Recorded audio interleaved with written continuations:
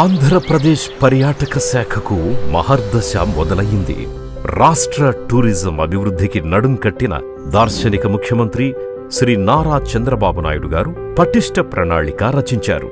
వాటి అమలుకు రాష్ట్ర ఉప ముఖ్యమంత్రి శ్రీ పవన్ కళ్యాణ్ గారు, పర్యాటక మంత్రి శ్రీ కందుల దుర్గేష్ గార్ల నిరంతర శ్రమ తోడై అభివృద్ధి త్వరితగతిన కార్యరూపం దాల్చి సత్ఫలితాన్నిస్తున్నాయి.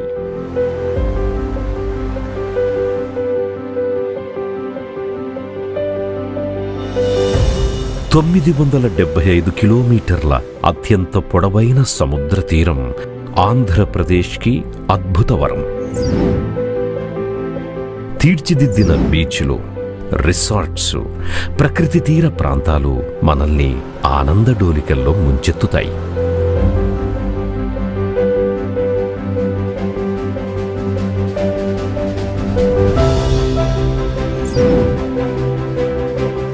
ప్రకృతి అందాల నడుమొంపుల్లో కొండకోనల్ని దాటుకుంటూ చల్లగా సాగే అరకు ప్రయాణం పర్యాటకులకు ఓ వరం. దట్టమైన పాడేరు, చింతపల్లి, నల్లమల అడవులు, పాపికొండలు స్వచ్ఛమైన ప్రకృతి గాలుల స్వరాలను పలికిస్తాయి. సాహసాలు చెయ్యాలి అనుకునే వారికి అడ్వెంచర్ టూరిజం,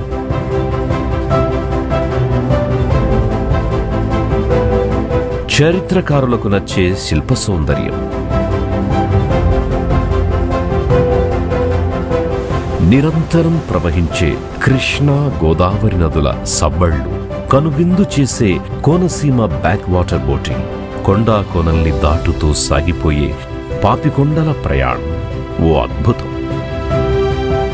కన్నులకు విందు చేసే కొల్లేటి కొంగల విహారం, పచ్చని పొలాల సమాహారం ఆంధ్ర పర్యాటకం.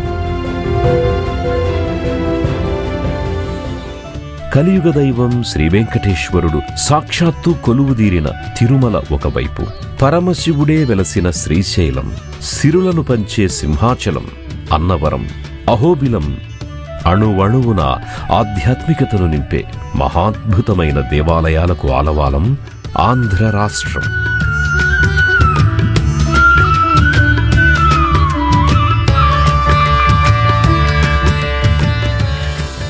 విభిన్న సంస్కృతులు, సంప్రదాయాలు, అభిరుచులకు అనుగుణంగా విలసిల్లుతోన్న ఆంధ్ర రాష్ట్ర టూరిజం అనేక ప్రాంతాల వారికి అద్భుతమైన ఆతిథ్యం ఇస్తుంది అనడంలో ఎటువంటి సందేహము లేదు.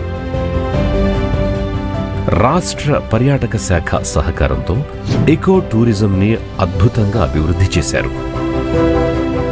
శ్రీశైలం, నాగార్జున సాగర్ ప్రాజెక్ట్, సంగమేశ్వరం ప్రాంతాలకు మహర్దశ కలగనుంది. ఇంతటి అద్భుతమైన అందాలను తిలకించేందుకు స్వదేశీ అత్యధిక పర్యాటకులు రావడంలో 3వ స్థానం, అంతర్జాతీయ పర్యాటకులు రావడంలో 16వ స్థానాన్ని దక్కించుకుంది ఆంధ్రప్రదేశ్ టూరిజం.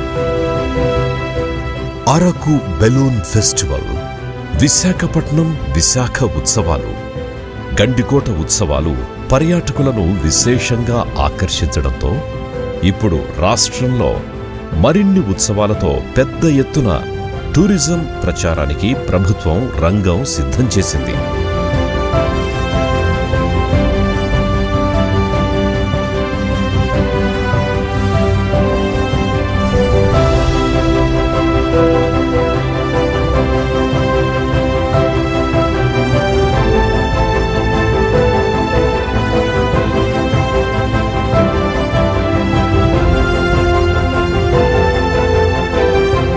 ఈ అభివృద్ధి పథకం ఆంధ్ర రాష్ట్ర పర్యాటక రంగం రూపురేఖల్నే మార్చేస్తాయి అనడంలో ఎలాంటి సందేహము లేదు.